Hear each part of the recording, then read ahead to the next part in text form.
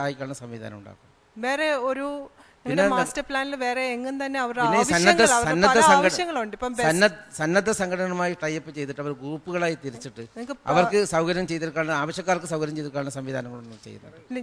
ഞങ്ങൾ മാനസിക ശാരീരിക വെല്ലുവിളി നേരിടുന്ന കുട്ടികൾക്ക് കഴിഞ്ഞ വർഷം 7,67,000 രൂപ സ്കോളർഷിപ്പായിട്ട് നൽകിയിട്ടുണ്ട്. സ്കോളർഷിപ്പ് നൽകുന്നുണ്ട്.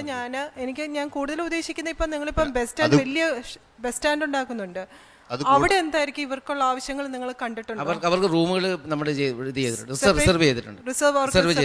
അത് മത്സ്യ മാർക്കറ്റിലെ റൂമുകളും റിസർവ് ചെയ്തിട്ടുണ്ട്. അതുപോലെ തന്നെ ഞങ്ങളുടെ ബസ് സ്റ്റാൻഡിൻ റൂമുകൾ റിസർവ് ചെയ്തിട്ടുണ്ട്. അവർക്ക് ഇരിപ്പിട സൗകര്യങ്ങളുണ്ട്. അവരുടെ അവർ ആവശ്യങ്ങൾ അറിഞ്ഞ് അവർക്ക് ചെയ്യാനുള്ള സംവിധാനങ്ങൾ നഗരസഭ ചെയ്തിട്ടുണ്ട്. ഞാൻ ആ ഒരു കാര്യത്തിലേക്കാണ് വന്നത്. ഇപ്പൊ നടപ്പാതെ ഇതെല്ലാം നമ്മൾ ചെയ്യുമ്പോൾ ഈ ഒരു കൂട്ടരെ നമ്മൾ പലപ്പോഴും കൗൺസിൽ തന്നെ ഞങ്ങളുടെ ടെൻഡർ ചെയ്യുമ്പോൾ തന്നെ 8 ബങ്കുകൾ വികലാംഗന്മാർക്ക് വേണ്ടി നമ്മുടെ ടൗണിൽ 8 ബങ്കുകൾ ചെറിയ ചെറിയ പീടികകൾ 8 വികലാംഗന്മാർക്ക് വേണ്ടിയിട്ട് അത് അറേഞ്ച് ചെയ്തിട്ടുണ്ട്.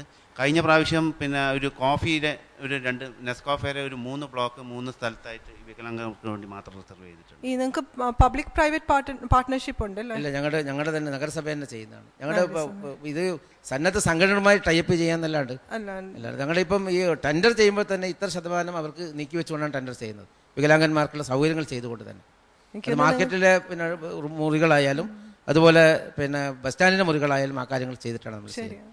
അവിടെ കൂടുതൽ ആളുകൾ സ്വന്തം കിണറാണോ ഉപയോഗിക്കുന്നത് അതോ പൈപ്ഡ് വെള്ളമാണോ ഉപയോഗിക്കുന്നത്? തീരദേശ മേഖലയിൽ ഫിൽട്ടർ പോയിന്റുകൾ ഉപയോഗിക്കാറുണ്ട്. ഫിൽട്ടർ പോയിന്റുകൾ.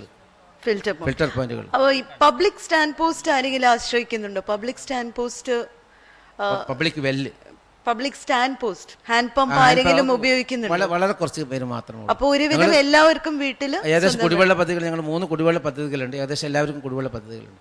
വലിയ പ്രശ്നമായി കണ്ട് കുടിവെള്ളത്തിന്റെ ക്വാളിറ്റി, പ്രത്യേകിച്ച് ഈ കിണറിൽ നിന്നുള്ള വെള്ളത്തിന്റെ ക്വാളിറ്റി മോണിറ്റർ ചെയ്യാനായിട്ട് എന്തെങ്കിലും സംവിധാനങ്ങളുണ്ടോ?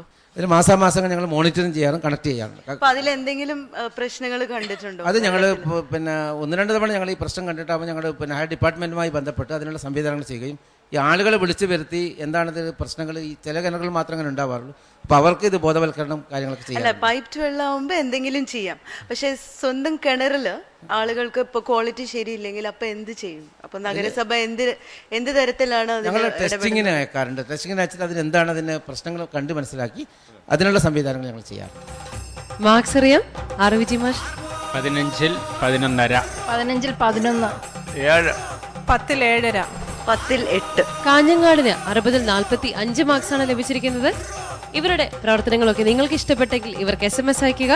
SMS അയക്കേണ്ട format GKE space KNJD space 10-ൽ നിങ്ങൾ നൽകുന്ന മാർക്സ് 537252 എന്ന നമ്പറിലേക്ക് അയക്കുക.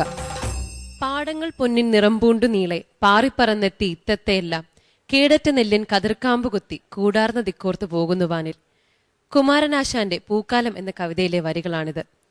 ഗ്രാമങ്ങൾക്ക് മാത്രമല്ല നഗരങ്ങളുടെ സ്വപ്നങ്ങളിലുമുണ്ട് പാടങ്ങളും കതിർക്കാമ്പുകളുമൊക്കെ.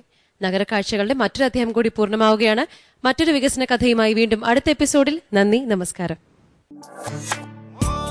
ശുചിത്വ കേരളം, സുന്ദര കേരളം, ഗ്രീൻ കേരള എക്സ്പ്രസ് നിങ്ങൾക്കായി അവതരിപ്പിച്ചത് ശുചിത്വ മിഷൻ. എന്റെ കേരളം മാലിന്യമുക്തം.